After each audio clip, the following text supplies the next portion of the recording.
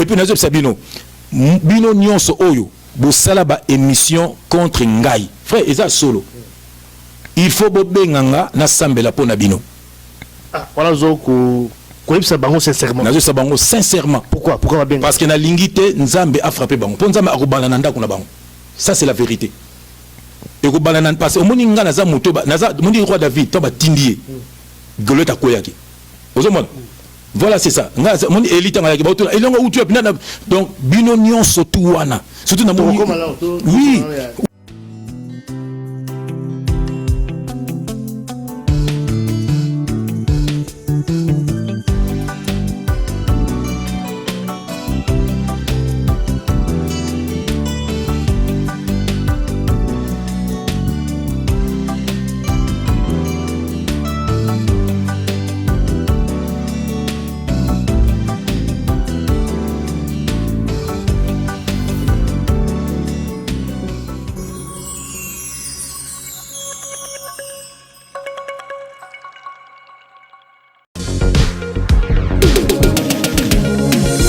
Du nouveau à Kinshasa, Toronto City VIP de Maluku, à 5 minutes du grand fleuve Congo. Hommes d'affaires, femmes d'affaires, voulez-vous investir dans la vie de Kinshasa? Voici l'occasion à ne pas rater. Toronto City VIP de Maluku vous offre de terrain pour construire vos maisons, développer vos business. Toronto City VIP de Maluku, à quelques mètres de la zone spéciale économique de Maluku. Toronto City VIP de Maluku a un espace pour vous. Toronto City VIP de Maluku a un terrain bien urbanisé à quelques mètres de Macadam et de la zone économique spéciale de Maluku. Je voulais juste faire l'appel à nos frères de la diaspora, de partout où vous êtes, pour venir acheter les terrains que nous sommes juste en train de morceler. Vous allez bien voir qu'il y a des bornes, il y a même les travaux qui sont juste en train d'effectuer. Donc le terrain est bel et bien assuré. Vous allez voir, derrière moi, c'est la régie des eaux. De l'autre côté, c'est le soutien Vodacom. Et devant moi, c'est juste World Vision. Là où Vision Mondiale sont juste en train aussi à un projet de construire les maisons pour ces travailleurs. Donc voilà, nous sommes ici à Maluku. C'est déjà un endroit habitable. Les quartiers, comme vous allez voir de l'autre côté, c'est déjà habitable. Il y a déjà les gens et c'est non loin parmi les autres cités que vous connaissez déjà. Benga Papa Willy. Benga Papa Willy na numéro oyo. Ta numéro de Chelibino. Benga. Na mwa mbongo mukie. Osombi espace na yo. Talanga, uninga. Toronto City VIP de Maluku vous propose de terrain de 20 mètres carrés sur 20 mètres carrés non loin de la cité Vodacom et Régie des Eaux. Toronto City VIP de Maluku, un meilleur endroit pour vos affaires. Toronto City VIP de Maluku, un quartier idéal pour vous et votre famille. Toronto City VIP de Maluku, mangez bio au bord du fleuve Congo. Pour tout contact, veuillez vous adresser à Willy Mafuta au +1 90 57 30 15 40. Toronto City VIP de Maluku, c'est fantastique. Nzambe, Nzambe, Nzambe, Nzambe nanga. Nzambe, Nzambe, papa, nanyako kabolanga na yo. Nzambe, Nzambe, Nzambe, Nzambe nanga. Nzambe, Nzambe, papa, onanyako kabolanga na yo. Nazalaka moto na masumu we.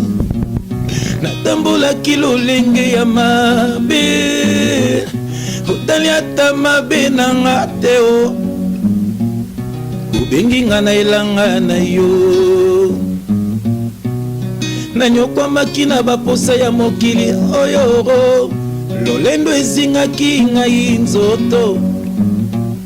Pomikitisi ezalaki pasi mpo na nga. alors que tout est vanité. Anyokwamaki ponanga Jésus-Christ, anyokwamaki ponanga l'agneau de Dieu, abetamaki ponanga Yeswe potenga inabiki sama. Oh Jésus-Christ de Nazareth. Il n'y a rien de bon dans ce monde. La Bible dit n'aimez pas le monde, ni les choses qui sont dans le monde. Celui qui aime le monde est ennemi de Dieu. Oh Jésus-Christ. Masanga makaya kindumba loyenge koleka, kaka nzoto zolengele gogota mabele. Neko molimo na yo ekokende wapi, il frappe encore devant ta porte. Anyokwamaki ponanga Jésus-Christ, afingamaki ponanga mwana mpate, abetamaki ponanga Yeswe potenga inabikisama. Il est le chemin, la vie et la vérité. Ndekunanga bono supona no zumela na masumu. Ah. Ono sotozolo baka tolo ba pamba vraiment. Mais nzamba kotuna yote. Nanyokwamaki na mokili pona koluka bisengo, toka bisengo solo epesamaki epai ya Yesu Masiya. Moninga yaka na Yesu kokokoma moto na esengo, okobengama moto na sika ye, okobengama moto na sika mon frère, okobengama moto na sika ma sœur, okobengama moto na sika bien-aimé, okobengama moto na sika. Voilà encore une fois Jean-François Ifongue, frère Jean-François Ifongue, ndeko na biso aye. Alléluia, alléluia. Nenga olobaka lobi, batumula déjà. Donc, c'est vrai que tu encore une fois là, frère Jean-François Ifongue. C'est vrai, Mboula Oyo 2014. C'est la toute première fois. C'est vrai que tout ça déjà mon émission, mais allez émission tu vois que c'est la toute première fois tous banda ba série na biso émission Oyo tout ça là depuis depuis l'année passée. C'est la toute première fois. Na habité message dit peut-être aux tout banda bon prière n'engeza. Amen n'engeza toujours. Mais le lot tout n'enga nzembo te pas tout na o mususu. Prière plutôt nzembo. Gloire à Dieu. Bien-aimé le Seigneur, et si vous allez, ont attitude à prière, on va prier ensemble. Éternel Dieu de toute gloire, Dieu de toute force, le Dieu très haut. Papa, te Seigneur, merci. Mais si nous écoutons ici encore biso pour le koum ya kombonayo. Papa, te recommander une mission entre tes belles saintes mains, papa. Te bébé si nyon sur mon gouna na émission oyo. Papa, contrôlez le langage na biso. Contrôlez papa nyon sto koloba moko alelo. Papa, tika ete nyonso kolobama awa papa, et ou t'es pas na yo moko papa, et que bana no baza la délivrer, parce qu'il y a que toi qui fais la délivrance. Montu mousouté papa, et on te lingue te bana na yo papa, ba pambwa ma papa, ba kangola ma papa, ba longa la mignolo le mongunda papa, et que ba landa kaka yo, parce que tu es le seul et l'unique berger. Alléluia. Et on te tingue sur ma bouche na yo, bomba biso na makila na yo papa, rendre biso invisible aux yeux de tout esprit qui ne confesse pas ton nom papa. À toi seul l'honneur et la gloire. Au nom puissant de notre Seigneur et Sauveur Jésus-Christ de Nazareth, nous avons ainsi prié, nous disons Amen. Amen, amen. Est-ce que vous allez partout? Oui, bien-aimé, n'est-ce pas toujours toyé, bandeko baye, bandeko nabino baye. Alléluia. Bon c'est là. Bon allez recevoir makasi. Vraiment, c'est vrai. Au début, tout bana nzembo. Vous savez que la bossa là qui a pour nzembo, c'est vrai qu'à chaque fois, on aura toujours nzembo à sika. Amen. Inspiration toujours, frère Jean-François. nazo solo mon frère moni bato baza na miso ko mona bazo mona ke ndenge nzambe bazo confondre ba faux chantre bato ba yaki baza ba chantre o ba vanda ka ko bazo koma banzembo bazo somba banzembo bazo teka banzembo ngo so moni nzambe ndenge azo sala donc social comme des émissions chaque émission une chanson na ba on a celle ba confrère no mususu chaque émission une chanson ata na auto ça na frère papi tala tu sais déjà deux chansons tu sais mususu to sana yo banzembo za ebele moni donc c'est pour nzambe bazo ko confondre bango ke botala bandenga la sala na bunda na te pona sala banzembo wana donc c'est robimsera album nga mo robimsera album mais ce qui nzamba lobi album ebima et puis bato ba ko kama album wana ko bima e ko teka mana ba centime pour ezana pour enrichir biso te ça que pour et comme partout bato bazana nango. Voilà, tu as comme on parce que tu as quand même thème wana ya ba chantre de Dieu trop lobi la mon émission na biso lelo awa mais thème nabiso il y a émission nabiso lelo parce que tout ça là toujours par thème boyebi tu annonçais déjà en gros la fois passée tant tout ça là également la frère Papi tu peux ça mbote ce qu'azali Papi tombé frère Papi frère Tanguy frère Alain voilà basé belé ba frère Prosper papa Prosper ba frère Hugues basé belé bande on a pesi bino mbote na ba obalanda biso ba benga biso de partout donc nous sommes toujours avec vous nous sommes ensemble et puis tout ça ko bunda bitumba oti ba ko lâcher bande ko na biso. Tu vas relâcher, c'est quand le thème oyo tu annonces qui bango ils allaient apostasie. On parle sur ba chien. Voilà. Babi mboa, mboa ceux qui allié biloko, à boaki, à sanzi biloko, à lokoti su biloko. Mboa, maman a botié, abimina maman. Abimina maman na même sœur naïe, abimina naïe. Voilà. Thème na biso zalelo donc apostasie. So na ngina mikako expliquer ba mboa ngonani. Voilà, apostasie. Je vais même définir comment mon cœur. Peut-être trop développer, trop développer ce côté. Mais là, c'est moi définition mon cœur n'est pas quand même parce que tout le reste c'est vraiment recherche. Apostasie, bah l'attitude d'une personne appelée un apostat, qui renonce publiquement à une doctrine ou à une religion. Trop définir en gros. Mais avant peut-être à développer terme nabiso alelo, moi je pense que actualité quand même mes alliés. Tout me grimper dans nous ko parcourir actualité na yo awa makambo eza et belé à koloba bande ko na biso pe ba benga biso de partout à travers le monde baza ba préoccupation na bango. Moi je pense que il faut quand même tous là quand même parce que je pense que tout ça on a pour la bango également ba frère ba sœur bazali partout à travers le monde. Mais ce qui est difficile aux alliés que moi plutôt satisfait par ces réalités tout ça qu'on résume un tout petit peu la préoccupation na bango comme méga vraiment na mango ngamuke tout ça nango qu'on répondre quand même na moi ba question bango baza ko tuna biso mais question à liboso ou à total liboso autonomie peu ko aborder na yo je pense que aux alliés également au courant les alliés actualité oyo ya liwa ya artiste qu'une question est menée à bon autour na yo bien que aux alliés sous côté wanaté mais c'est quand même ils ko défrer quand même ma chronique qu'une question est menée à artistes et musiciens et à Mboka Nabiso à Koufi tout baza kolobele lango kapena na ba quand même aussi point de vue na yo en tant que Moussa Nzambe aussi aux alaki également un ancien musicien et là nous koloba par rapport à liwana et aussi par rapport à polémique parce que je vois qu'il y a quand même toute une polémique tout autour nango parce que lelo oyo je pense que la salle ben monsieur belé par rapport nango également on parle qu'il liwana bazo citer ba musicien mosusu ba bimana basina ba nini tout ça il y a beaucoup de choses yo zala na miliwana également oyebi ce qui se passe quand même mon point de vue na yo aussi il faut peut-être ko aider quand même aussi bato mosusu baza kolanda biso et là nous koloba par rapport nango. Déjà peuple de Dieu nazako yebisabino bolongwa na maboko ya ba musicien wana donc boye bango ke bango moko bango na bango babanganaka est-ce bien bango na bango donc ce qui exemple jibaza na restaurant moko ba seka wera azoko ya azokota automatiquement à déplacer to te basi wera ke ba jibaza ko à déplacer to kofi to papa balinganaka te pourquoi parce que babanganaka omoni muto akisi abangaka muto akisi. Mais tant qu'on s'en a nzambe, moutaki sera yé vers yo, yé moko va retourner. Et la Bible nous dit que Jésus-Christ avait 12 disciples et l'un d'eux était un démon. L'un d'eux était un démon.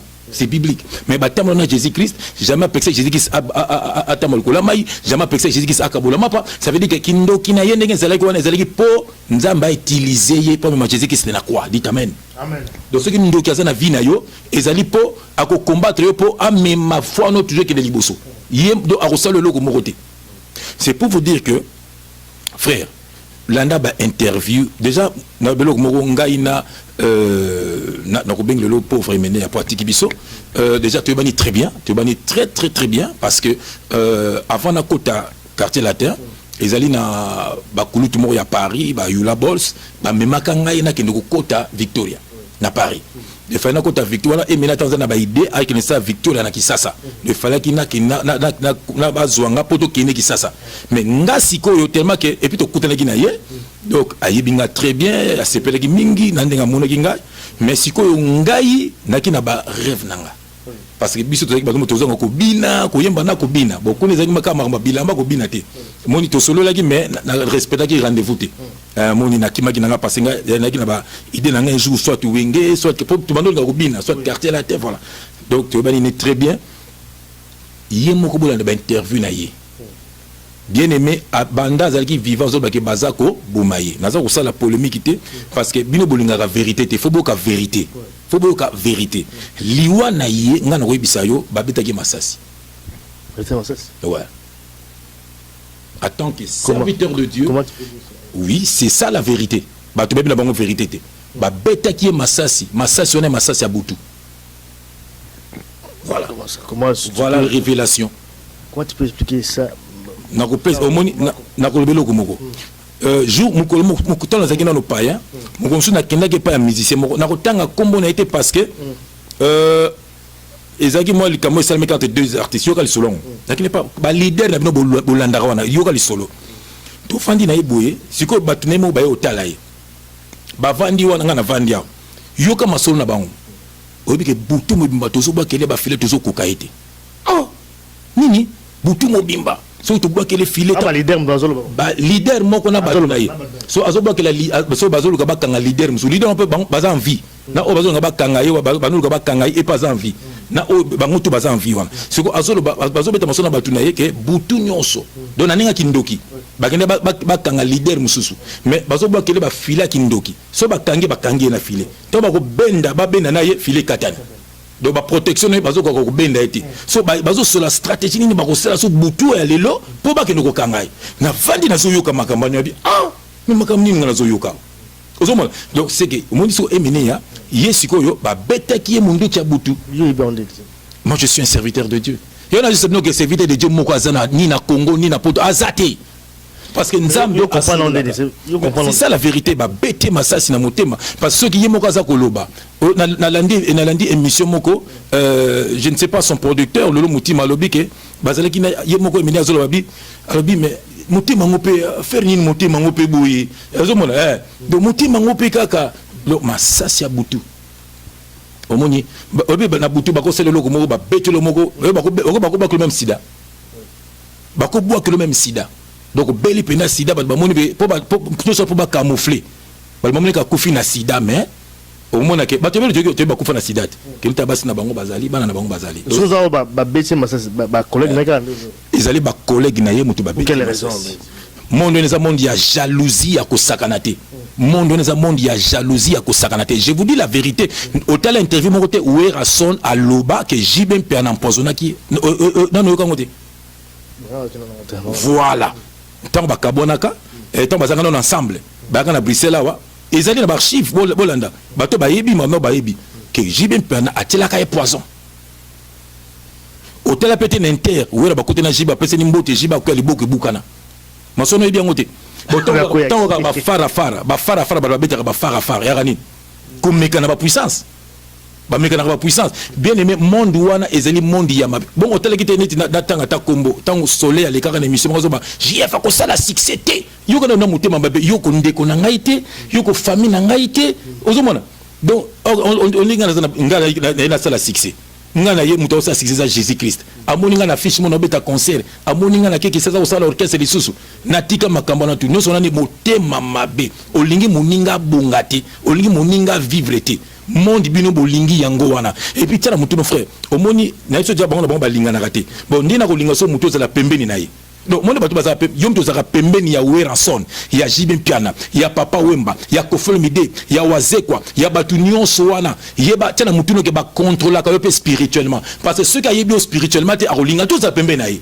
donc spirituellement ça zolo ko kati na yo donc démon ne va contrôler ka yo na peso lo ko kisinjora alonga pas fali point pour kendaki côté la kofi pour na babia donc fallait yo kenga bi mbala moko ya souté pourquoi parce à éviter de la question la kuna donc c'est que yo zala kana fali donc monter ka contrôler ka yo donc yo zala kana faire donc monter ka tambo la faire so ya donc na butu déjà à contrôler ka bino ba démon ba contrôler donc astiba zo biloko na ba vie na bino bokene na Londres botela ba bando temo na ba musicien ndenge ba suka bokene na Paris na ba vie na nge belé na Paris kuna botela ndenge ba suka ozoma na vie moko boyebi vie moko be sacré zaza botela boluka papa wana papa mukolo azala siba papa mba akomiti mpaka ka pemela papa mba botela papa ndenge azali botela papa ndenge azali ba mère maluba kufa elobela bino loko moko te ba emene ya ndenge azawana liwa na ye ezali na maboko ya ba collègue ne ya ba musicien ndenge ba bomi ndenge pe ba ko boma mususu nga déjà soki osona ba frère nanga na zanga ba oyebisa yo na lamoka mkomsu nzamba Alexandre misemo akufi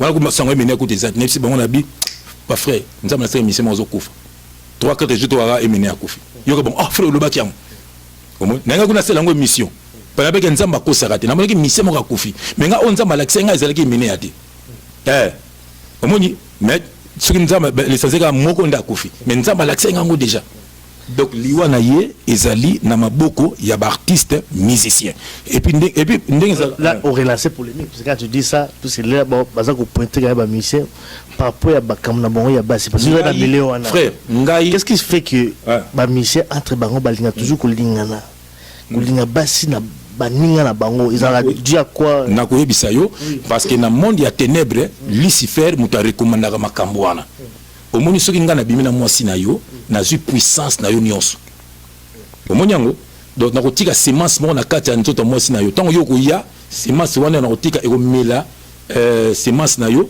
vie na yo pe baby combien de batu vie na bango ebebaka pa na mwasi moko boy omoni yango mutu moko aza na kisasa kuna boyebi aza na basi mibale baza bambanda batrompaka ye nazaka na bango kaka boyebi mwasi yango amemba mise msu na poto awo boyebi na zoloba mais botala vie na ye ba luxe ba voiture ba hôtel na kisasa ba nini mais mobane komo kotika basi mi baloza na bango ba bimaka na ba musicien omoni aboya kate pourquoi parce que basi na ba sale la kaye tango zo bimana bino bazo zo ba semence na bino omoni ngato na kina sima kisi ba senga ngo ke na kozala na nyama moko bomoso na bimina yo na mosi na yo na kotienya oui na kotienya moko na kati na ye mutu to ko bimana nyama wana akomela semence na ye vie na ye baby on comprend et on m'a ba mission ça le course il faut passer belé déjà tant to bimina moi c'est tant so ya miné yo bimita msusu et puis les miné mo zo le bango et le bazo luka ando le bango mais pourquoi bozo que c'est voiler la face disons la vérité et puis silité ba luka na ngai so mo comme zo le bakena ke non butu mo bimba toujours so ete to kanga ba filer zo katana mais bolongwa na monde wana muto ko la neti muto ko fali na fero ba luka na niveau mo ko comprendre et on m'a jamais ba cause à l'ensemble bakoza l'ensemble était baseli maisha bakabo tu vois c'est balingana kata mukiti déjà un wase ko loba so ndengwana bien aimé botika batu wana ngai mission na ngezali pona bino bana nzambe obolandaka musique bolandaka ba théâtre bolandaka ba politicien wana nga souci na nga botika bango na monde eza makambo monde na bango boto na la biso nzambe nga za ko dénoncer bango haut et fort parce que ils ne sont pas des dieux amen voilà ça c'est le premier dossier tout les carrément la dossier parce que ma cambosia koloba ezali belé tout fan on a mingité je crois que à petit point de vue n'a par rapport nango mais deuxième dossier c'est aussi très important parce que déjà on les a au camp ça quand même ezali par rapport à cher nabiso Sagi Sharoufa ya cher nabiso Sagi Sharoufa Bishop parce qu'il y a comme Bishop Sagi Esther total qui vidéo moko ya délivrance na ye de kaki na mboka Nigeria c'est vrai que l'autre ils a ko d'abord plus bah tu as dit que azalaki déjà comment déjà Bishop comment ça fait-il que muta comme déjà Bishop ba encore ko délivrer na démo moko oyo abane ko utiliser ye tant azalaki na mokili nous allons au serviteur Nzambe mais quand d'abord ko expliquer d'abord biso ngo parce que makambo oyo e bimaki mukola délivrance sur to landi on la vidéo ezali na ba YouTube baza ko talango piloko oyo via batu oyo e ba BBC o demo na BBC via batu témoignage na ye oyo Sagi asali na makambo nyo soit sala ki ya mabe tango azali na mokili ils ont quand même qu'aucun moussa et puis mon bain également les pasteurs expliquez d'abord je pense qu'on l'a d'ailleurs. Bien le Seigneur passe aux dites amen. Amen. Frère, son de la trompette et les autres là déjà. Nzamba comme qu'on confondre bango moko. Au moins les missions basées na prison. Bon c'est la prière, bon boumi bango sous deux fois. Aux moins nzamba comme confondre bango. Au moins soit disant bango, ndeni baké les sous frère nzamba ça mutu wana baké pas Nigeria, un sataniste tout fait. Un sataniste tout fait. Frère nzamba là monter quelque part. Nzambe asala ne bongo. Moni nzambe soko tema olingi mabe atinde suna mabe. Tala so ba vidéo, tala baza penda soni andenge wana. So bato bino bo sambelela, bato bino bo imposer maboko. Otani na vie na bango. Bozela lelo bo yoka lelo kombo nzamba memeli bino. Na kotanga verset mon frère. Bien aimé bozo ba Bible na bino 2 Thessaloniciens 2 na banana na verset 9, je lis au nom du Seigneur Jésus-Christ. L'apparition de cet impie se fera par la puissance de Satan, avec toutes sortes de miracles, des signes et des prodiges mensongers, avec toutes les séductions de l'iniquité pour ceux qui périssent. Pour ceux qui périssent. Pour la bateau, ils périr. Voilà. Et non pour la babiso baélu. Voilà. Parce qu'ils n'ont pas reçu l'amour de la vérité pour être sauvés. Il y aura verset 11. Aussi Dieu leur envoie-t-il une puissance d'égarement pour qu'ils croient au mensonge, afin que tous ceux qui n'ont pas cru à la vérité, mais qui ont pris plaisir à l'injustice, soient condamnés. Ça c'est Dieu lui-même qui a dit ça. Bango wana bami bengi naloba ki yango mama Esther wana akay ba mutu ko consacrer soi-disant akoma ba so ki bishop wana mutu na sana ndoki amela makila ya mwasi moko awa. Mes frères, ils ont abrisé, tout n'a pas abrisé, bah, ça yo.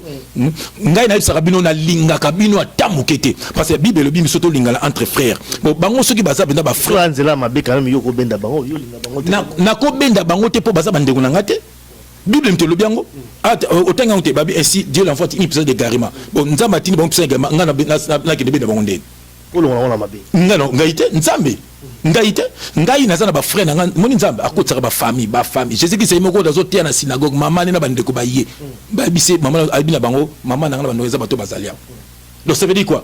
C'est lui qui ne fait pas la volonté de Dieu, il n'est pas mon frère. Même ça surtout mutu yo wana ozo kangai ozandoki na biso ozandoki kombono pe na bi kombono pe na bienti oyebi o de quoi que maman Esther tsana mutu no ke ngai na linga kayote mukolo kutanga na nzela je te dis passe. Parce que na ko kabela makofa ko kabela parce que nga pona Jésus Christ ngai fona bunda pas kanga data lelo ngai pona Jésus Christ fona bunda nga po frère la Bible dit Marie aimez votre femme comme Christ a aimé l'église et Christ comment Christ aime l'église tant au sambela balba bumba mutabiso abunda abeta rabato ngai nzambo nga na sambelaka eza nzambe oyo akabola mer rouge bato badinda bakufa nzambo nga na sambela eza nzambo atinda David aboma Goliath abeta Goliath mais aboma ye nga nzambo na sambela kayiwana eza nzambe oyo alataki nzoto ya mutu ayaki a défier ba pharisien ba scribe ye wana aza fimbo akota na temple abeta bato nzambo nga na sambela kayiwana eza nzambo atinda Eli akende ko défier ba prophète de Baal. Alors bino nzambe no bosambela ba kosa bino balin ne juge point po ba piller bino sou bien ngai bo sakana na ngai te bo sakana bandeko na ngate moko bo kutokuta na bino ata na ba restaurant ko ya kuti ko pianga mbote te pona ko beta yo bo batu ba mona mleke frère chef a beta ki mutu. J'ai fait ça pour Jésus-Christ. Pierre a fait ça pour Jésus. Pierre a kataki mutu litoy frère batu tane ba onyoka bana batu tala mama Esther na lobaki na yo so bunga ki nzela na lobaki na yo. Et puis il faut origine ya maman Esther autaki wapi autaki pas ba soi disant ba jumeau. Oui, c'est vrai que bana pas ba jumeau passer ba jumeau. Est-ce il y a une question na tuna wana. Voilà. Sur le qui quand même qui to comme une consécration na ye pasteur tozo kilango mais abandaki et pas ba pasteur jumeau. Voilà. Est-ce que sur otina mokili oui côté Nzambe place yo bandi est-ce que ça y a un incidence mokobo est-ce que place wana ya mutu il faut vraiment échanger complètement est-ce que place on des faux de délivrance? Oui, parce que au moins ceux qui au longwe oye pas bon Nzambe. Bien aimé, si la main de Dieu n'est pas sur toi beaucoup bunga nzela bato bele ba bungi nzela neti mama Esther akendaki pa ko benga bango ba passer jimo te benga bango ba sorcier jimo ngana banga bango te frère nazo lancer bango appel na mona ki moko na bango saleke mission contre ngai na ko zabino mi balé mi tuna na ko tout sabino boko panzoloka ba faire nazo bisa bango frère nazo banga bango te je ferai ça pour Jésus Christ boza ma passa boya na butu ko kanga boko ko balonga kingo boya ka déjà na yebi vous êtes des sorciers monde ba jimo na masolo na bango belé na masolo bango belé est-ce bobi que un dimanche bazo te ya surunga na temple na bango bazo te ya contre nga batu baza kuna babengi moni da batu baza déjà kuna bazo comprendre bino babengi balbi awe yindi na kombo na yo ozomona donc batu bongo na linga ka bango te bando te na kini kuna ti na kini ba bango bandoki na zandu bango mi bale wana ba yema maloba moko na bango bote na fi moko abomba mwana ti bazo kama maloba moko na bango aya pas ser na biso moko awa ser mami soit disant assemblée la ye aye yemoko comment yo que nous sommes mtu yemoko akoma kuna lingo kitati onze nza matini ngana lala non frère tout l'angani la sœur n'a qu'à ressembler la sœur Azab elle est prête même to benga jimoana ozomona ba nyoko le ba to belé ba toana tala siko tala bango ba manela ma mystère eso bike ma mystère tsa ikpa na bango azaki na boîte de nuit oye bien ma mystère tsa azaki na bango azaki na boîte de nuit donc bunza bango ni na ngwana. Et puis vous appelez l'église na bino pampamba ba temple ba bâtiment pampamba banda ko bino ba faire vous parlez de moi vous ata sonité Dieu va vous frapper nazo sabino ba kutino wana ba denile si wana eza mukie boko mona mona mama Esther mona ba conforte bango okoto na mwasi na ngai monsu na lala ndaba na singa église moko beziki nesi mwasi na ngai ndaba na singa église me peli moto mais to beke église ngote tant totali bango na pas Nigeria wana to ki aporte bonga lo bien que église de zika ki na bien mwasi ngo yoki ndaba fa nganja me saka mamba va mona mangale moloto na yeba kiango mangama Kester masas na yebi yango mangama église do ti tant ba bango do ba confirmer c'est OK non effectivement nzamba senga mamba solo.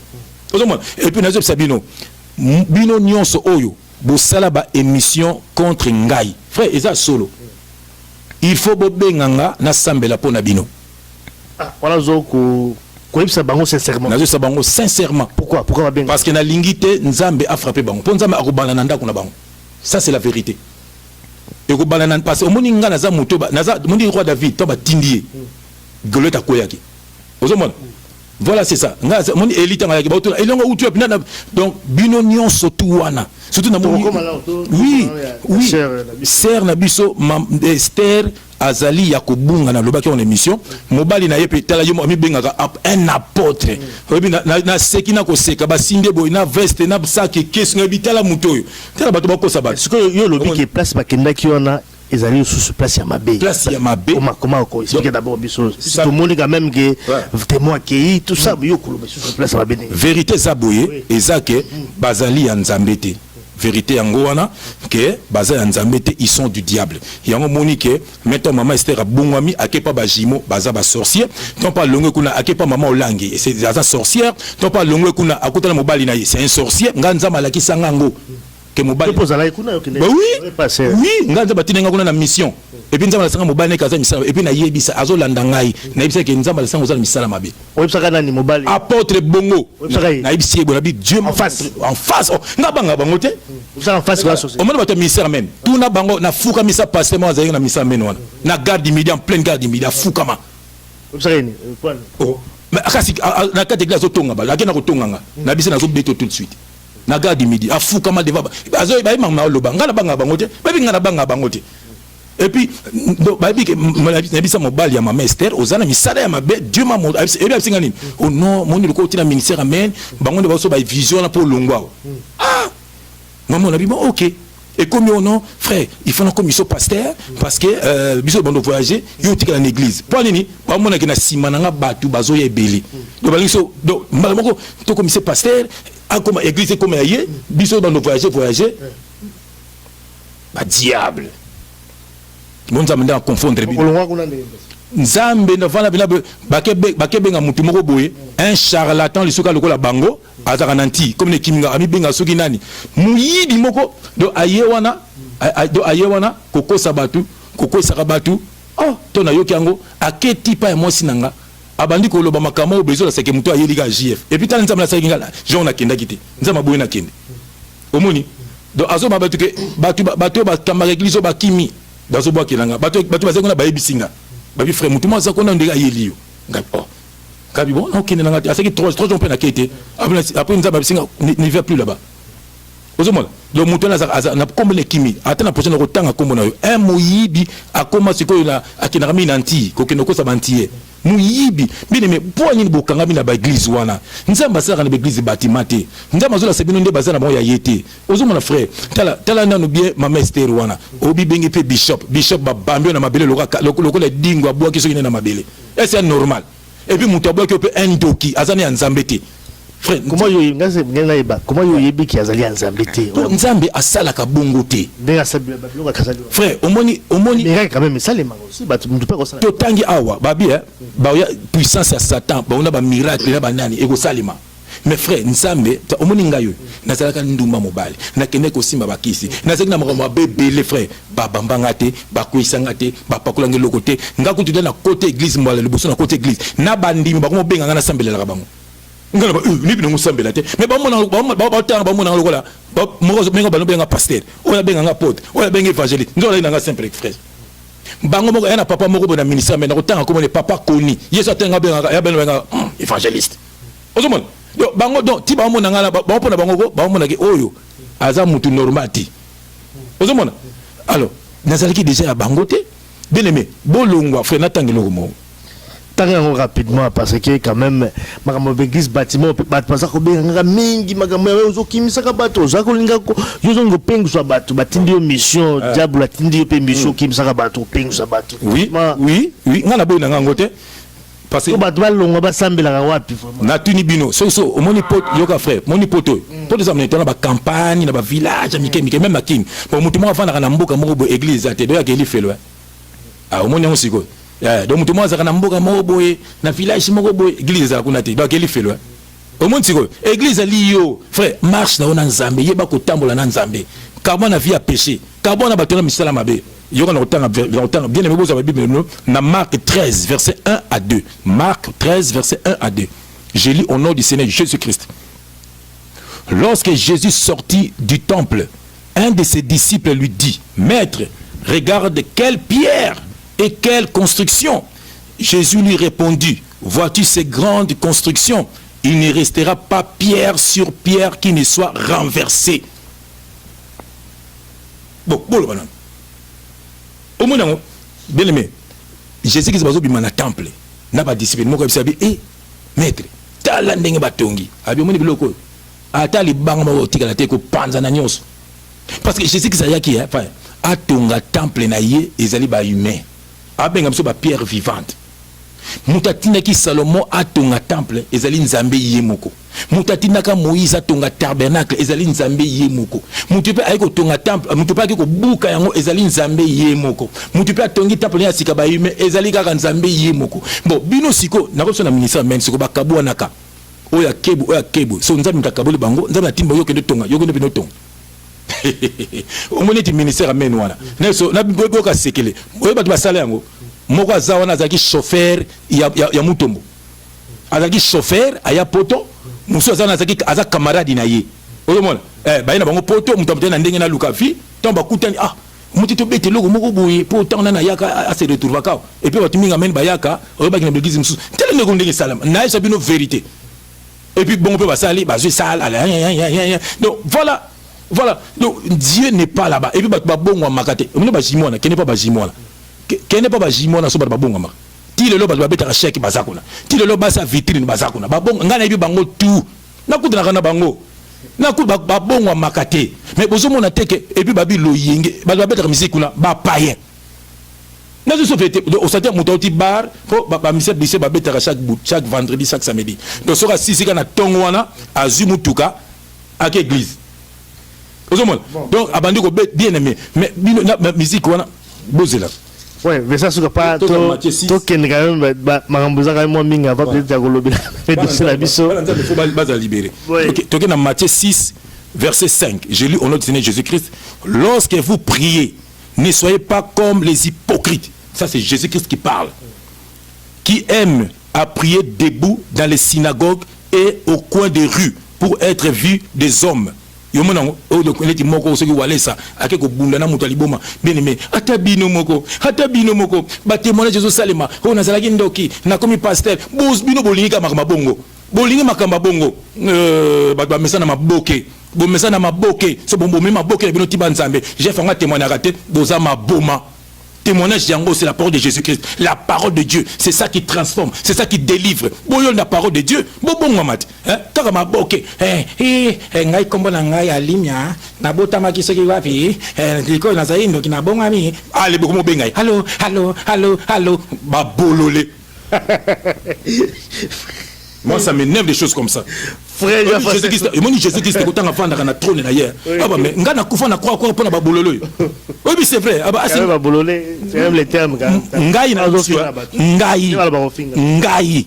Na saki moi sinanga pour na Jésus-Christ c'est okokabwala. Na saka bana nanga pour na Jésus-Christ okokabwala. Ngai frère. Ngai je préfère rester seul avec Jésus-Christ de Nazareth. Ngana mais pas linga bokabwala de toute façon. Kolo mokabolinde yé. Je ne suis pas venu pour la paix, mais pour l'épée. Voilà, je ne suis pas venu pour la paix, mais pour l'épée. Oui. Ceux qui famille, vous avez bolingi nzabete, na fin de binoni. Yoga logo famille. Rapidement, vous priez, ne soyez pas comme les hypocrites. Hypocrite yani, ko caresser hein. Ça c'est Jésus qui aime prier debout dans les synagogues et au coin des rues pour être vu des hommes. Je vous dis en vérité, ils ont leur récompense. Verset 6. Mais quand tu pries, entre dans ta chambre. Nous ne sommes plus dans la loi. Ok, dans le temple. Il y a nos temple. Jésus dit, mais toi quand tu pries, entre dans ta chambre. Oh là là là là là. Et ferme ta porte et prie ton Père qui est qui est là dans le lieu secret. Et ton Père qui voit dans le secret te le rendra. Omoni, donc bien aimé, biso toza na loi te. O balobi Anna zaïga na temple. Anna batiaka ancien, batiaka bino Nouveau Testament. Biso toza Nouveau Testament. Nous sommes l'église. Oh, abi bisa misemi balim so basangani nazawana. Oh, bana nzambe bazoka voix na ekolo bakati na ngai. C'est tout, c'est simple. Na tuna bango Moïse no sambela wapi, na tuna bango ba question. Noé no sambela wapi, Abraham no sambela wapi, na tuna bango ba question wana ba répondre ngati. Omoni, botika peuple de Dieu miyibi, boza miyibi. Voilà, ça c'est vrai. C'est l'émission pour la maman Esther Netolobaki. Maman Esther Abunga Nzela. Ozomona. Abunga Nzela, tu as une référence. Il y a une référence. Ozomona. Mais on va se couper dans la bateau Mabé. Omoni, parce que la Bible dit. Qu'est-ce qu'il faut faire alors? Qu'est-ce qu'il faut faire? Mais moi je ne sais pas si elle est vraiment de Dieu. Nous avons relongolé kuna. Et ça m'a Qu'est-ce qu'il faut aider? Bible lobby, hein. Je n'ai jamais vu un homme qui passe près de la croix et reste le même. Mouni, non na mona mututa le kapembe na croix tika la kaninga zalaki. Comment vous avez une référence au mutaba kisi mutabandoki? O komi na bonzambe o kika pa bandoki. O bali ndoki. O yobuka o kepa de bandoki. Oh, no yokuta no na croix ti alors. Frère, bosuko bino bolingi ni nango, so to caresser mabe. Nga ko sala alliance na mabete.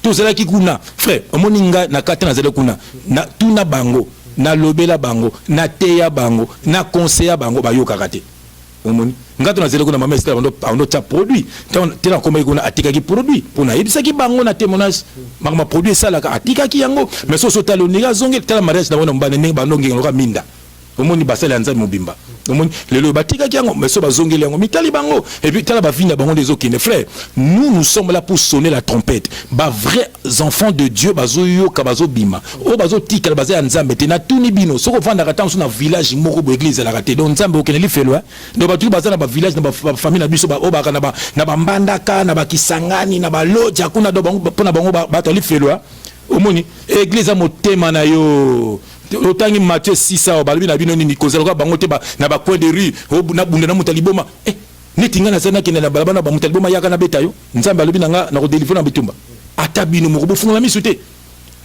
balati ba toge lokola bandoki tala walesa wana na église na abengise ba misia owe ranson ba misia ndoki et puis kakol wana un fétiche tala longa kakol aussi on peut c'est ba délivrer bango tala be riti wana mais mke peut-être ba ye na yebisaka bino ngai na lingaka bino te na lobaka yango parce qu'ils ne sont pas de Dieu.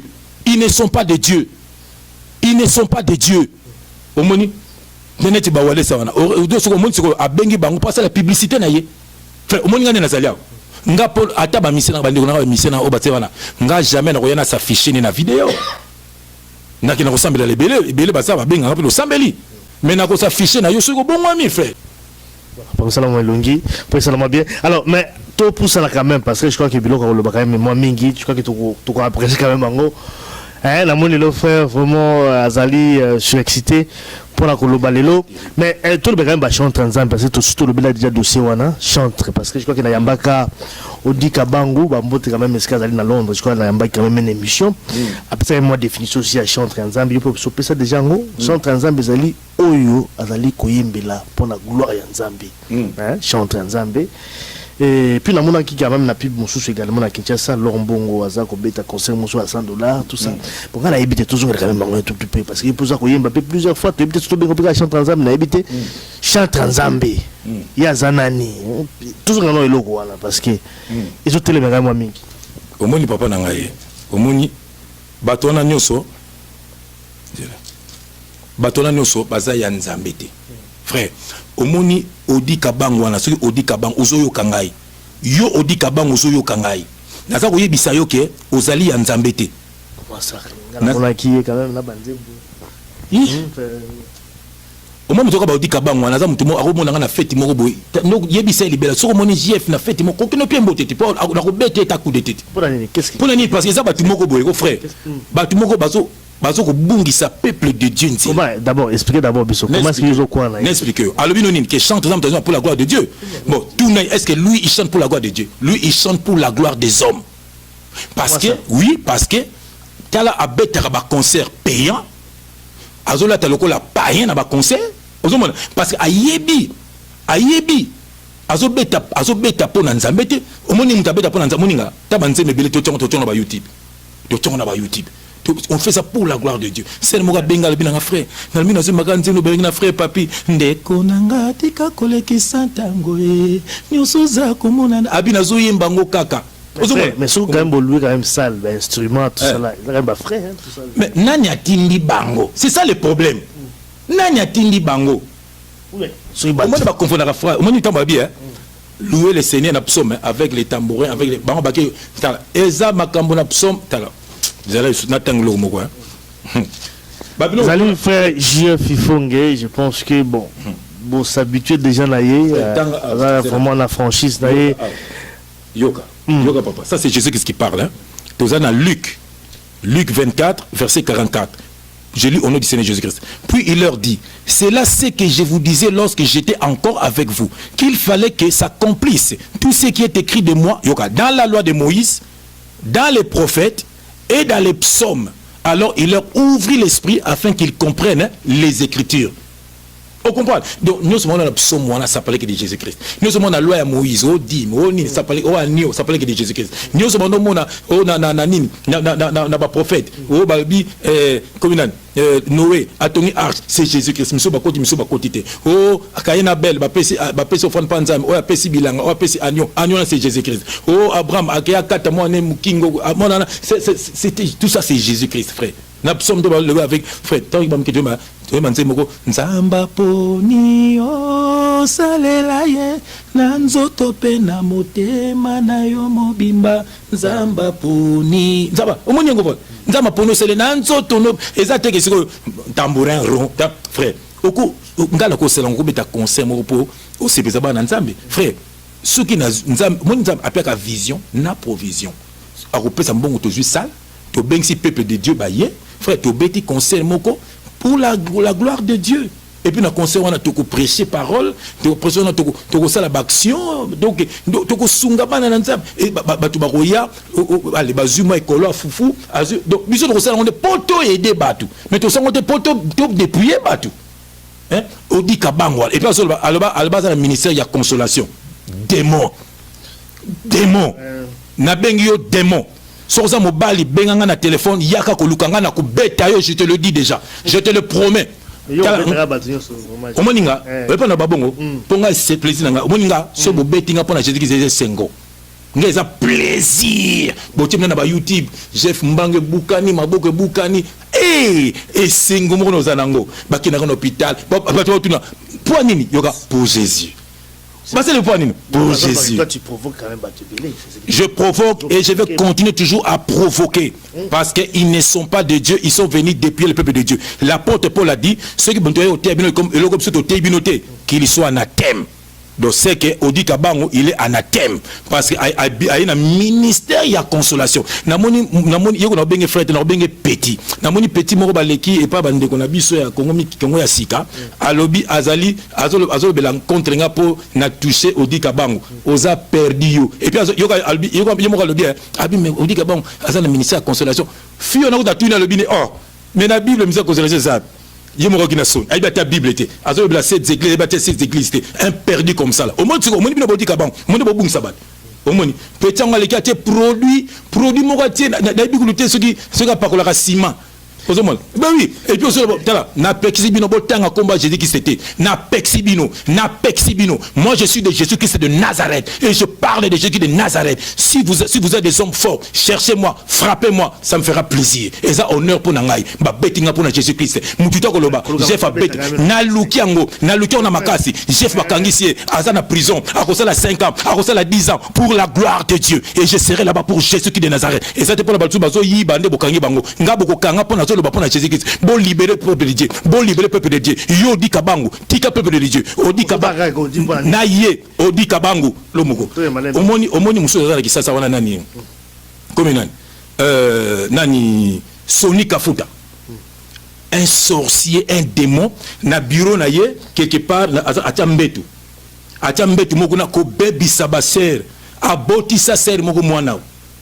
Na kisasa ser ngwa na poto. Aïe mamnazo loba bango tu bazana bambetu na bango na batu mabe Jésus qui s'est dit frère Jean-François Ifongue c'est vrai au regard que Luka Badoute pour Nabitumba je crois que ça c'est ngato ko beta na pona Jésus Christ non on peut pas moi je te le permets pas non na lobaki yango surtout ezana moko azana France wana yé na fona beta ye odo wanga quand même. C'est quand même au débat, jusque là, débat pour l'Ingue, pour ça, la débat. Oui, bien sûr, c'est le débat. Et ça, comme tout le monde, oui, alors, tous à ma camarade. Pour ça, moi, débat quand même. Ah bon, la motema. Bon, frère Jean-François, je crois que il faut bête, il faut bête, il faut Jésus Christ. Moi, je suis pas la Bible dit les hypocrites n'hériteront pas le royaume de Dieu. Je suis pas une hypocrite. Moi, je parle et je parle toujours. Oui, il y a plafond qu'on va martyr pour Jésus Christ de Nazareth. Mais ça, tout n'a pas bango, ça qu'on faut pas. On s'en rappelle monsieur bango. Tout le dit que bango, est-ce que bango pour Jésus Christ. Tout les nan. Après, omoni, c'est normal, faut pas finga ngai. En tout cas, bon, n'a bête à concert à Bruxelles. Bon, mon, tel alors bon, tout le monde alors bon, bien aimé. Tel alors bon, on se bête à concert, ceux qui $100. Peuple de Dieu, atabino moko, atakutunga na zamu to aliboma, bien aimé dans le Seigneur. Bon, ceux qui siko $100, est-ce que chrétien de bakota kuna? Le monde est-ce que chrétien de bakota kuna? Hein? $100, bien aimé. Hein? Chrétien na kokota kuna. Omoni, ayi batazo bête là ba concert, Marie Misamu camarade ba mission païen. Abi me rappelle un païen ayi bien ngoloba hein lor mong mobali na ye un impudique ayi mamazoloba hein ayi mamazoloba bayi mamazoloba hein lor mbongo kolanda maman Olive nande kwa wera wana kolanda maman Olive azeni chrétienne hein nous sommes pas na mbongo hein bongo ni Jésus qui se pose na mbongo na moni moka zaka na Paris wana je t'interdis de citer mon nom comme mega souté ceux qui yo comme nom ami banga leader Sansilo la leader encore un sorcier qui produit un sorcier omoni oui net Olive Kalaba c'est un sorcier Petona c'est un sorcier na bengi petit c'est un sorcier baza nzambete tout nangani asala disque moka benga nzondo oyoka to yoka mote na tu bino boyoka to boyoka te siko ya mama ba révélation oyoka to yoka te nzondo botuna bato ba sabino nzondo c'est un démon denile ça zobe la nzombo bible ngo nzondo ezab Bible yango comment nzondo eza démon nzondo ezali démon moko ya mboka na bango botu na denile mosko ye Olivier Kalabasona tanga se disque tiango kombo nzondo donc c'est qu'il y a dans la Saint-Esprit donc Saint-Esprit c'est que keba na nzondo eza bisote Saint-Esprit c'est que donc ce producteur na azolo ba peu GF wana ba yoka abi ba tebele ba yeka lokola ye tia ko changer dai tu vois ça donc ba yebike na ye na vérité mais tina suka na ko changer na ngai ndenge bango tu basa des démons ngana ko tikala boye na ko kufa boye pona Jésus de Nazareth na ko tout à tolo pona Jésus de Nazareth na ko tout il est toujours tolo na ko wanga na été po ya wanga na ngate anema ko kufa pona ngai anema ko beta ma pona ngai riche la Bible dit alléluia riche qu'il était il s'est appauvri pour m'enrichir. Oh, asa osana magasin wana na mbongo ya bato ya badim osomona yo leader yo soki leader wana azo pe na yebi wana petit na biso oyebi ngaite oyebaki chef aliboso oyezali chef abonzambe to yebani te esprit na zana ngosana ngote alors pona zeki ngana oya tina magasin na yo o beta ngai pona zeki et puis na papa li mena caméra bo beta ngai bo so salaire na ko beta yo okoi bon. Et je vous en parler aujourd'hui je comprends plus rien. Le frère, toi qui es quand même bon parce que minute quand même zotambola. N'avez-vous autant à verser mon cours rapidement c'était sur quoi? C'était plus son tout sauter quand même mango, tout sauter quand même mango. Quand même tout aborder quand même thème nabiso. Amen. Parce que bon question sur ngaya bateau o babenga ki mais tout na frère ils ont dit fait bateau pour bateau bazo ils ont dit fait bateau bon il y a souka quand même déjà en France hein je crois que on a absolument babenga en France pendant plus longtemps quand même comme pasteur église en côté en fait là c'est le otanga ngala banga bango en fait à une église na bango pasteur na bango après jeûne so ça dit jeûne de prière après jeûne pasteur à 5 enveloppe pendant ma pamboli en Zambie hein ce qui bosse l'hygiène après enveloppe il fait ya nzambi pendant pambola et puis ce que au niveau ça la faire na yo hein au salama commerce au sala nini il faut toujours moi enveloppe yaka pour nzamba pambola pour ni na yo et kende liboso yango ya bengaki abana tuna question est-ce que et donc sabine moninga ne musu pe passage appel à Bruxelles pe awa bango tout ba taper église mona Kinshasa apparemment bango tout ba appel la pratique wana est-ce que ça lit biblique vous a bibliquité qui m'a pas molé nzambe yaka pe na ndinga wana ezali lokuta donc obi na kina poussa kolela mais pourquoi bozo linganga na lobate hein vraiment jeune ezali likamoko ezali nanu yo moko na nzambe na yo ngai moko pe même apôtre bongo na mobala mama sagi après ça batu baptême après ça biso baptême après baptême a senga biso mbongo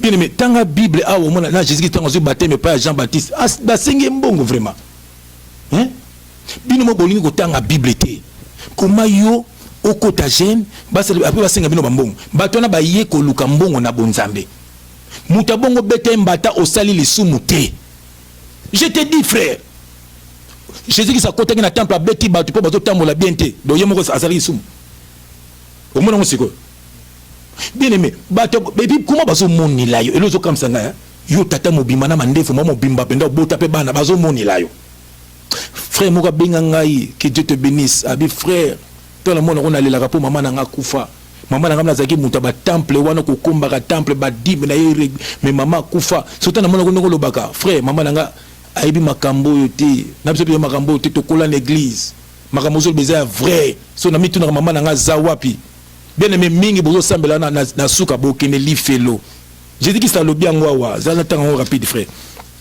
za na tango rapide na tango bozo ba bible na Matthieu 7 za na tango rapide frère Natango rapide. Mawa mingi pour le peuple de Dieu. J'ai lu au nom du Seigneur Jésus-Christ. Dans Matthieu 7, dans verset 21. Ceux qui me disent, je lis au nom du Seigneur Jésus-Christ. Ceux qui me disent, Seigneur, Seigneur, n'entreront pas tous dans le royaume des cieux. Mais seulement celui qui fait la volonté de mon Père qui est dans le cieux. Yoka, verset 22. Plusieurs me diront en ces jours-là, Seigneur, Seigneur, n'avons-nous pas prophétisé par ton nom? N'avons-nous pas chassé des démons par ton nom? Et n'avons-nous pas fait beaucoup de miracles par ton nom? Yokasko Jésus, alors je leur dirai ouvertement, je ne vous ai jamais connu. Retirez-vous de moi, vous qui commettez l'iniquité. Ah, vous avez la païenté, vous avez la chrétien. Bien aimé, Jésus-Christ, c'est lui qui fait la volonté de mon Père. Et c'est quoi la volonté de Dieu? La volonté de Dieu, c'est quoi? Que Olanda Yemoko, ton seul Seigneur et Sauveur Jésus-Christ. Jésus-Christ a dit à Pierre, a dit Pierre, paie mes brebis. Paie mes brebis. Donc, brebis na yote. Donc, brebis na baza yanga. Na tindio kambelanga bango. Mais yo ba comme si bino beaucoup ma adepte ba fanatique ba homme de Dieu ceux qui servent de Dieu ko sukola ko sala ka suki ndenge nini ba fuka ba sala ka bino na ebité frère lima to zala na alo bela bino ndenge to zala ka ndenge to sambela ka na biso merci na bino ba don wana ba pasteur ba ni eza ba don apesi pour l'édification de l'église et puis église ezani église ezali ezala papa na Bible mususu oza Louis II il faut yoka osko awa ba facilité français hein on comprend bien c'est là tout en verset mo awa moni awa ba expliquer moni awa ba expliquer bien tout ça dans Éphésiens c'est là oyo kelo na otanga c'est là na otanga ba peuple de Dieu donc peuple de Dieu baza pena ya konyo kwama baza ya konyo kwama papa na ngai hein baza ya konyo kwama voilà les amis de Wedge International boyine bolanda kabiso voilà donc avec frère Jean-François Ifungi yoka awa omoni awa ba facilité français c'est là na kotango liboso awa na Louis II omona so kuna ndenge français moko ba lembisia c'est là omoni kenga na zamuta ba recherche eloko lekela bango mais yendenge ni na ibina makambo nyoso mitali na kotanga verset moko awa toza na Luc 16 verset 15 je lis au nom du Seigneur Jésus-Christ. Jésus leur dit vous cherchez à paraître juste devant les hommes, mais Dieu connaît vos cœurs, car ce qui est élevé parmi les hommes est une abomination devant Dieu. Au monde tandis que nos serviteurs de Dieu azate. Au monde ce qui est élevé, ce qui est élevé parmi les hommes est une abomination devant Dieu. Ndenge mama olanga zawana, ndenge ba mutumbo bazawana, ndenge ba mukuna bazawana, ndenge ba kutino bazawana, ndenge ba oba tonia deve ba tout bozo mona wana, c'est une abomination devant Dieu. Donc ce qui est élevé parmi les hommes. Parmi les hommes. Comment tu peux expliquer ça? Mais si kasi mais gloire bango ne bazana ngwana. Ndenge mama ikalamba wana, ko beta ba inter $150. Chrétien ya kokota kuna. Maman leur moko beta $100. Qu'est-ce na kokota na akota kuna. Maman moko tabenga singa no sema papa maman olangi singa sœur frère tango le bakutu maman olangi pe nga kanda le baka olangi. Ozomona kutuno bakangi ye amano travailler na batute so ndeni mo sina comme responsable de l'église. Bon babilo retourna bongo le baté poani. Basel ba entreprise na bango moko. Jésus qui salbini na yoka albi nyango tenga gango 16 verset 15. Jésus leur dit vous cherchez à paraître juste devant les hommes. Moi ce que je fais, n'a pas besoin d'apparaître devant les hommes. Moi ce que je fais, je sonne la trompette. Nazo bimisa ba vérité na bango. Frère, omonga na sona qui na besoin succès na ngana sala makambo te na banzembe belé na sala ka pe mos na sala ka donc baninga na bandeko na zo yobito zambon to sala ka na biso to ko sala pe album to ko banape ba concert. Mais on n'a pas besoin de ça. Mais par rapport à thème quand même. Hein, mais c'est ça l'apostasie. L'apostasie c'est ça. Tout, ouais. Ils ont perdu la foi. Parce que dans l'église. Voilà. Les salis qui va perdre foi. Voilà. Parce que au monde au bamoni ndenge mukilizo kende. Au monde on a quand même battu bazo kende kana l'église belé. Mais parce que ebelé basé à kubunga. Jésus qui salobi. Faut ezalika kaka bazana frère ototangi lo babi mingi bakoloba na ye na sala bepona kombo na yo na chasse même ba démon ba no longwa wana na tika na ngoyiba ote abi ba ba kota rombe si eza ba ba la volonté à Nzambe. Voilà. Et puis volonté à Nzambe ezani ezake là où deux ou trois sont ensemble à mon nom je suis là. Frère omoninga ceux qui le lot na zoka salle. Donc on mona on kuta tamsu 4000 membres pourquoi? Pour bango ba luka ba membre na makasi. Bakotinda batu boke no kabola ba papier. Ngaba ndo senga kumba su voiture frère otamle pe mingi na voiture yaka na métro poni na memaka batu ese batu na nzambe otinda bango yo mona batu bazana ba ubonga mate omone dimanche na église samedi azana boîte de nuit omoni donc moka misel moka benga lebi na frère esenga na pesi to sambelaka samedi azala ka boîte dimanche les églises talanan Mais pourquoi pas yo moko na moi et ma maison nous servirons l'Éternel. Tu sais on va verser mingi à quel c'est précis avec l'église qui est dans leur maison. Toi ebele apôtre Paul akendaki na Rome, hein apôtre Paul akendaki na Rome. Bien aimé le Seigneur. Apôtre Paul akendaki na Rome. Tu sais na acte 28 hein na acte 20 verset 30. Aluenda kumoro yemora zofana. Ezala ko yoke ki sa zo louer chambre no moko zofanda. Batu bazo te ya bango librement sans obstacle. O senga bango mbongo te. Yokawa. Apôtre Paul acte 28 verset 30. Selon notre Seigneur Jésus-Christ, apôtre Paul demeura 2 ans entiers dans une maison qu'il avait louée.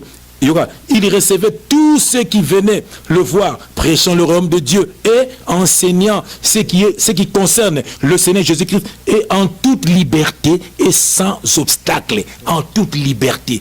Et royaume des cieux. Nanini na Jésus-Christ. Le oyo omoni l'apostasie ba père de foi ba ngote ya batu Nathalie mususu soki mangembo bazara na Londres na bazote ya banzoto basi comment papa ko sangana mama na frère Jésus-Christ botanga na tite makambo na pena esoko ko l'église vraiment amoni ozo mona frère ba biloko na bien aimé parce que bazana makambo ko sa montant ozu sale bon mo ba programme à 21 jours de prière programme ya boy makambo luku to batu basanuye te. Mais papa d'abini babi librement et sans obstacle. Bisous notre semble libre. Au moins librement to semble to si na ngala menara na via na menara na via batute. Hein?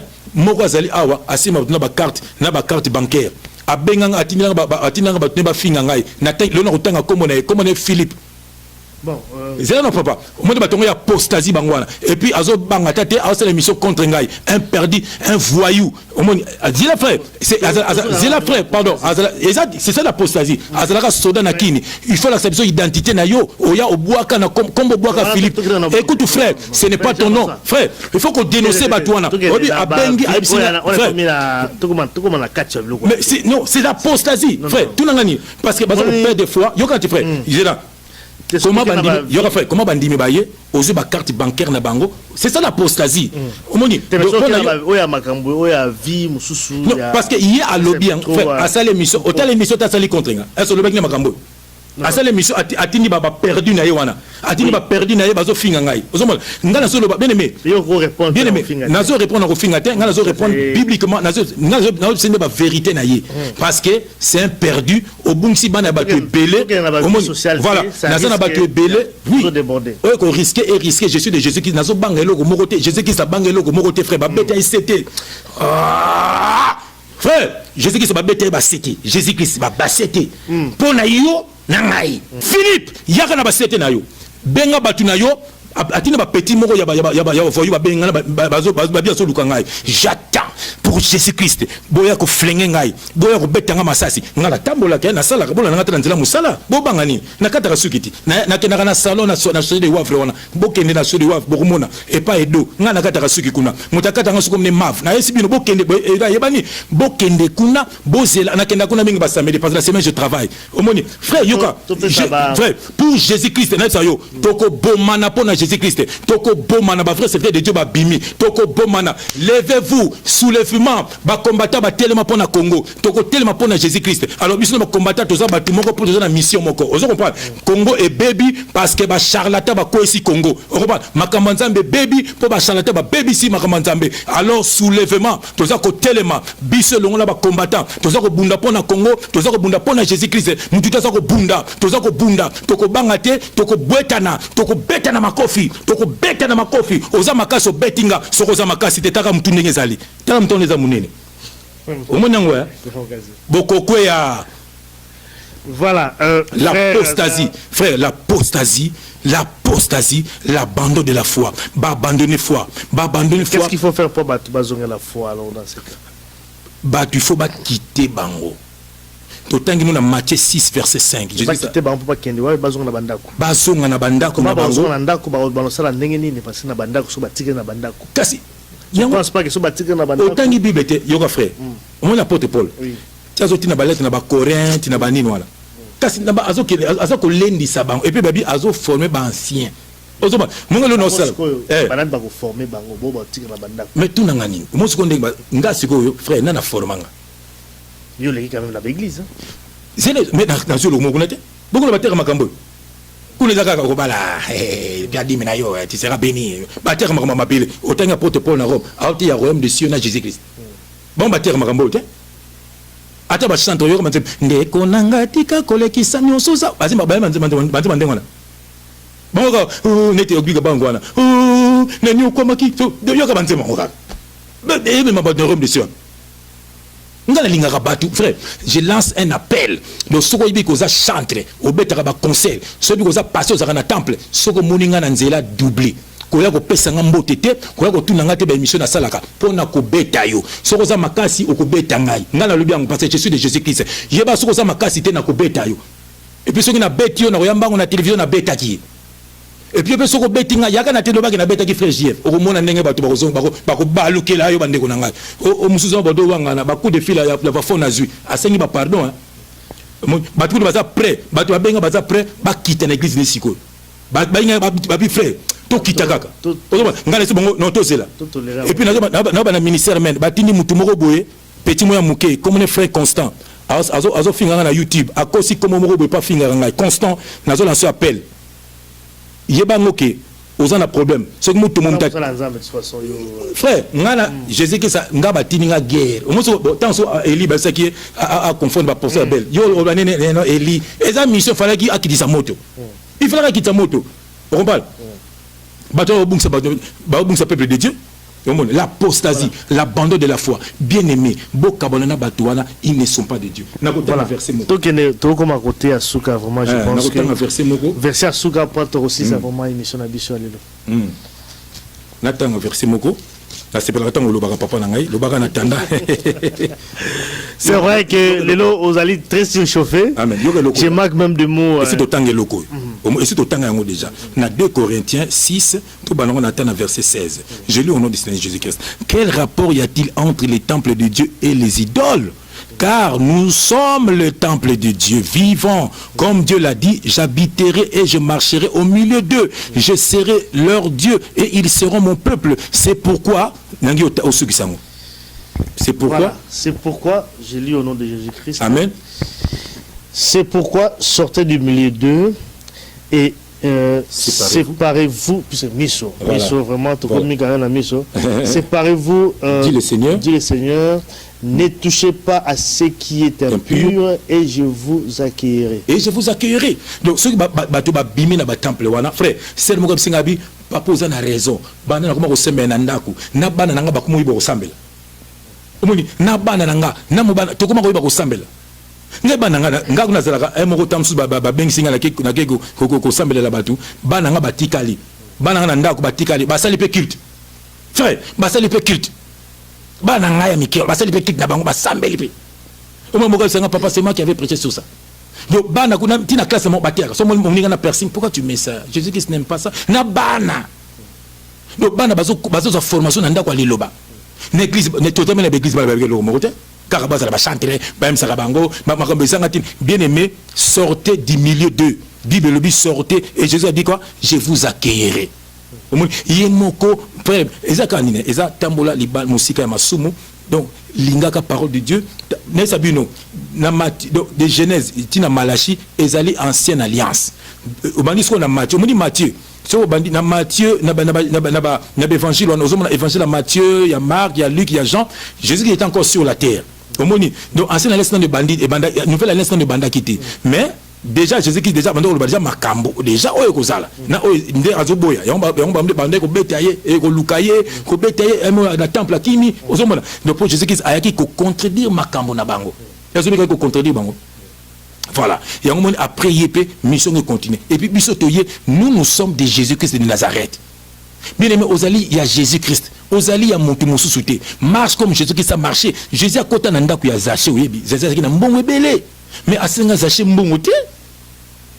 Je sais pas si bilo ko peut aller na ba disciple na ici, abina zaché aujourd'hui le salut est entré dans ta maison. Zaché ko na mabilité, ba bamba na mabilité, ba soupele mafuta te, ba sali lo moko te. Ozomon, pourquoi ko serana na peuple de Dieu boy? Hein? Pourquoi ko serana ba tu boy? Ata ba to po batanga mingi te, ba do tanga mingi te, okundu kele boy poani. Yo pe na tuno pierre atanga wapi na tuno nanu yo pona nini boye peuple de Dieu pona nini boza babolole ni na baki yuma moko boya zo lekela yo pe yuma yango faut telema bato na baza na lobi yango bazali ba vrai kuluna yango ba faut bakanga bango omoni ngako ate bombinga la tribunal na bino mokilo biso tribunal na biso ezo zela bino makambo zo sala na mboka oyo makambo zo sala na monde bozo kanga peuple de Dieu boza na mission ya papa na bino bobungisa bango royaume des cieux mais bandeko ya ngai bakobima na bisika na bino na komona Jésus-Christ tôt ou tard bakobima bien aimé yo na bana na ndako bosambelaka na bino bosambelaka teyaka bana na yo linga mwasi na yo linga mobali no nga na loba yango na loba ngai mokono bena mwasi mususa par maman Françoise Nzambe aboma ngai na loba yango ese bino boko lobango tuna bango so bako lobango ben pidik lokola bango ben pidik na bengi bino miyibi. Voilà, tout comme na souka quand même. Tout comme na souka, peut-être on va terminer par là. Je crois que vraiment tout déborder largement. On va terminer vraiment par là. Enfin, je pense que toi aussi ça vraiment na oyo. Pendant ces émissions d'habitude il y a Lelo. Je pense que Lelo ça a été très chaud. Vraiment. Frère Lelo Azalaki vraiment décidé pour la Koloba. Oh, il y a le Lelo, vraiment Bolandi, Azalaka vraiment. Nenaya Koloba. Ils allaient façon d'ailleurs. Tout ça, c'est vraiment la. Nako banga bangote, bo sangana, atana ba misa mokili, bo lukangai, bo sangana na bino, bo betanga pour Jésus-Christ. J'accepte. Mais bo keba songa na beti bino za mavatro. Déjà nga déjà un bo betama spirituellement déjà avant. Quand vous avez idée déjà ko lukanga déjà spirituellement za déjà condamné. Na rappeler sous na la qui appelle mututu o ya compte des âmes comme na na télévision, appelle-moi, je vais prier pour toi parce que quand nza mezo bana nda kuna yo. Et ça histoire vraie. Tout ça ça. Nanda kuna déjà au monde yo moko nanda et puis au tato la yango. Apocalypse 22 la verset 12, je lis au nom du Seigneur Jésus-Christ. Voici, je viens bientôt et ma rétribution est avec moi. Ça, c'est Jésus-Christ. Pour rendre à chacun selon son œuvre. Je suis l'alpha et l'oméga, le premier et le dernier, le commencement et la fin. Écoute, heureux ceux qui lavent leurs robes afin d'avoir droit à l'arbre de vie et d'entrer par les portes de la ville. Dehors, les chiens, les magiciens, les débauchés, les meurtriers, les idolâtres, et quiconque aime et pratique le mensonge. Bien aimé, Bible lobby, mon l'apostasie en wana. Batu babungi nzela, atoma ba les chiens zali lokwa ba pasteur zo mona wana, batika kinduma me bazonga na bonzambe, batika lokuta bazonga na bonzambe, ko bimana basia batu, ko bimana bana batu, ko bebisa ba foya batu na Londres ko lobate, na Paris ko lobate, na Bruxelles ko lobate, na Congo ko lobate, bako zo bakis na ba Nigeria, bo bali ba deuxième femme, boza ba démon, ba boboti bana lokola ba musicien, lokola moi na kinga na bota mais na ki paye. Comment frère, donc babi dehors les chiens, donc boza ba imbwa, na bengi bino ba imbwa, yo paso senga radim, oza imbwa, yo paso bimana basi na l'église imbwa, oza imbwa, na bengi yo imbwa, lukangai ozali imbwa. Oh, babinisu, les idolâtres, oh église nabiso, temple nabiso, minda, na moni ba Moïse mbiwa na fo mona temple, il faut mona temple.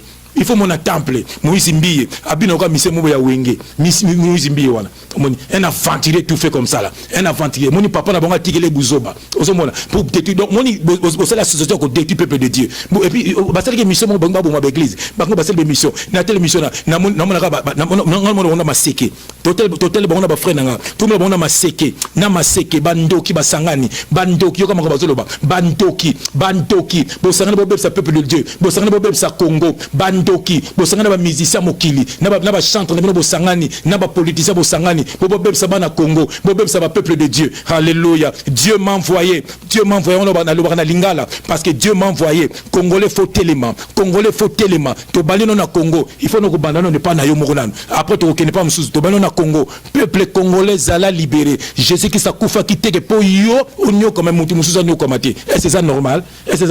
Bible dit en tant que frère faut to lingana boyo zo senga batu badim o batu penser comme makolo est-ce lingi donc ça frère na bisoté.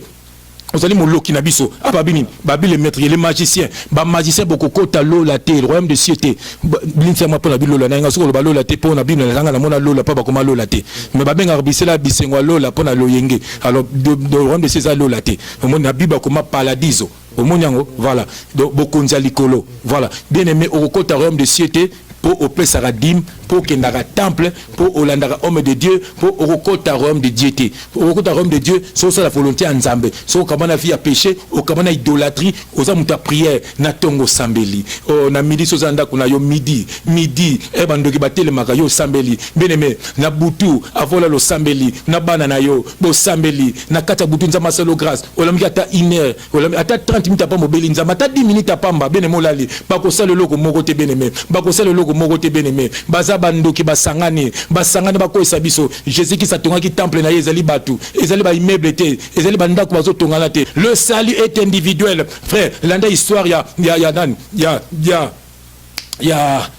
comment il s'appelle encore? Il y a moi si à l'autre, Mbazo Bima, l'autre, moi si Nathalie Nassima, Bible, munga. Le salut est individuel. Ceux qui moi sno aboyi, mais Italie, yo sambela ponaye, mettons Nzamba Goya, à côté on jusqu'à à côté kala. Voilà, le salut est individuel. Boka boanana batuana, beglis bâtiment loyenge, miziki, loyenge, ba mèche, on les anini, m'esprit à Jézabel, mèche, Jésus qui s'aille au matin mèche, ba complexé, mondial tchaka mèche. Mondial tchaka messe basa ba congolais ba congolaise ba complexé au parole produit au comme mondele au baki suki au comme mondele ba complexé na mi bana ba complexé ba pasteur ba complexé boza ba nekuna ngaite merci Jean bo lukangai bo na ba tribunal na bino mokilo ba tribunal na bino na ba avocat na bino nous avons un avocat il intercède pour nous. Il nous attend.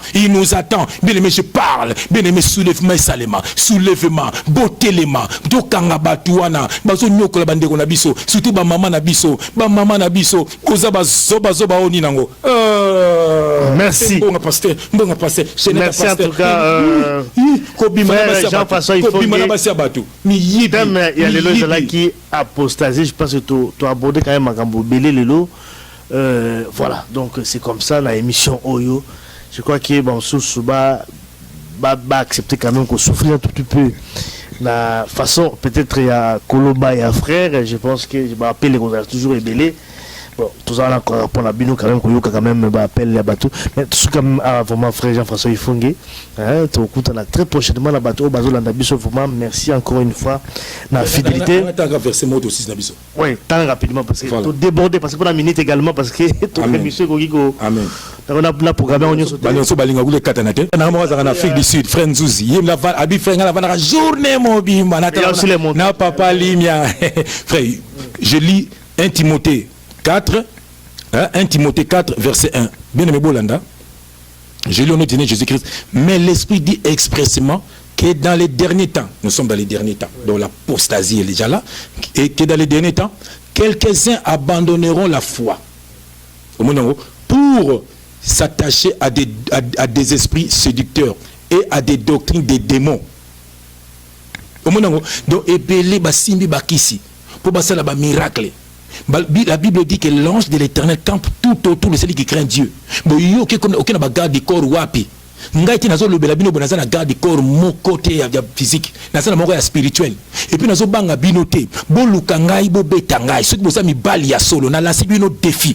Na la sibino défi, ceux qui boza mi bali ya solo bo lukanga bo betangai. Mais ngana isibino, ngai na tambolaka. Mukolo pasteur obi obeti ko lisolo te pasteur mo ramona kingai na to katsa mona suki na koti na voiture.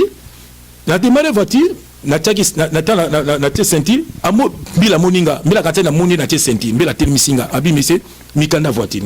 Na bi po nini? O tie sentirité. O moni sozo tia na bi na moni ko to binote. So tena ozo tia mikanda, ozo la nanga yo faux pasteur. Mbala moko kende ko loba kuna o moni tala chef ngo bakangiye azana permite ana mikanda te. Claire Batouana. Moi, je suis né en Europe. Nous avons permis de conduire depuis 1989. J'étais encore un enfant. Non, c'est pour te dire. Moi, je suis déjà ébélé. Mais on ne peut pas tout aborder. C'est des faux pasteurs. Je crois que les lotos sont quand même les lots. bien-aimé bokamana bato wana basimbi déjà bakisi bato basimaka bamouchoir kokosa bato edingwe ko mokola kobongwama bokoyoka makambo edingwe koloba nzambe atouche pene edingwe mpasi azali nzambe atouche pene edingwe bongwama yaka kobimisa makambo na bango bino mpe bapaster bozobimisa bapaster na poisa mpona bozobimisa boyeba bavérité te bobimisa vérité na suka fo biso bazala libéré